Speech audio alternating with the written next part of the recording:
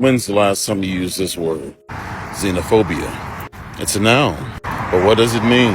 Xenophobia is described as the fear and hatred of strangers and foreigners.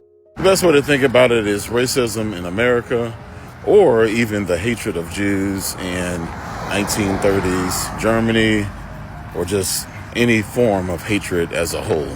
I want to have a quick conversation about xenophobia, if you all will listen to me. I feel like every day I get online and I see some form of hatred or prejudice or racism, and it's so disheartening because ultimately we're all human beings. We literally have red blood, same kind of skin, maybe not skin color, but same kind of skin, ears, nose, eyes, all of the above. So I don't understand the issue, even class issues I feel like are stupid because you make a little bit more money than me, so I'm better than you. That makes no sense. To be better than someone is not about how much you make. It's about the service that you do for others. At least that's the way it should be. But it bothers me because nobody ever sees it like that. They just feel like, well, I'm a part of the supreme white race or whatever ethnicity you are at the time, depending on the country that you're in. I think about Gaza right now, and how there's so much going on with Israel pretty much destroying the country. I mean, rather, it's destroyed the country. The country is gone. It's literally rubble. It looks like a demolition zone out there if you've had a chance to even look online. And it's literally sad to even see something of that nature and for anybody to be okay with it. And then I think about America as a whole. I mean, think about it, man. Like, we literally voted. Well, I didn't vote for it, but it is what it is. We literally elected a pedophile rapist who's xenophobic and basically only cares about himself, as we want, and seem to apparently be okay with that kind of representation of America. I mean, as I've seen in the comments in other areas or whatever, or just other posts, all y'all had to do was literally vote for the black lady. I'm sorry, black and Indian lady. But that's neither here or there. I'm being facetious. But whatever the case, though, all you have to literally do is vote for Kamala Harris.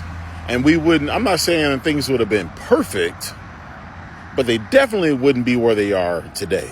And you may disagree with me. You may be like, well, Kamala Harris wouldn't have been great either. That's totally fine. That's your opinion. But why Trump, though? Trump is like the worst for this country. But it's not so much as about Trump as a whole. I'm just thinking about racism as, just in general.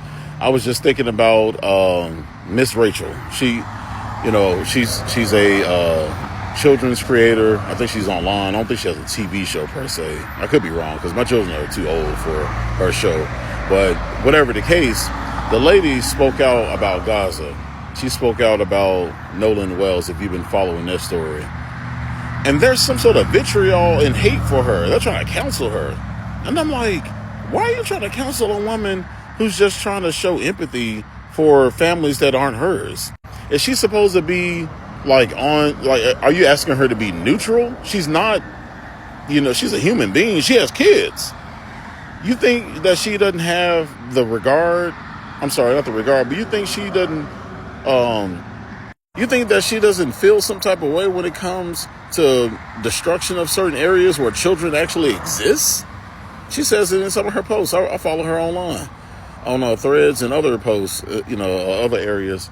And she'll say something like, all children should be loved no matter where they are. I just don't love children in America only, whatever. And she'll have hundreds of likes, thousands of likes, whatever. But it'll be people in the comments be like, stick to what you do. Stick to this, stick to that. Why are you talking about this? You're supposed to be making fun videos for children. You didn't tell Fred Rogers that when he was advocating for literacy and he was advocating for the kids and all of the above back in the, I think it was like in the 60s, 70s, possibly 80s. I got to get my timeline right. But nobody told Fred Rogers. And if they did, obviously nobody was online during the time, but I'm pretty sure there was a lot of hate for him too, because he was just advocating for kids. He wanted to make sure kids could learn and understand. I don't understand,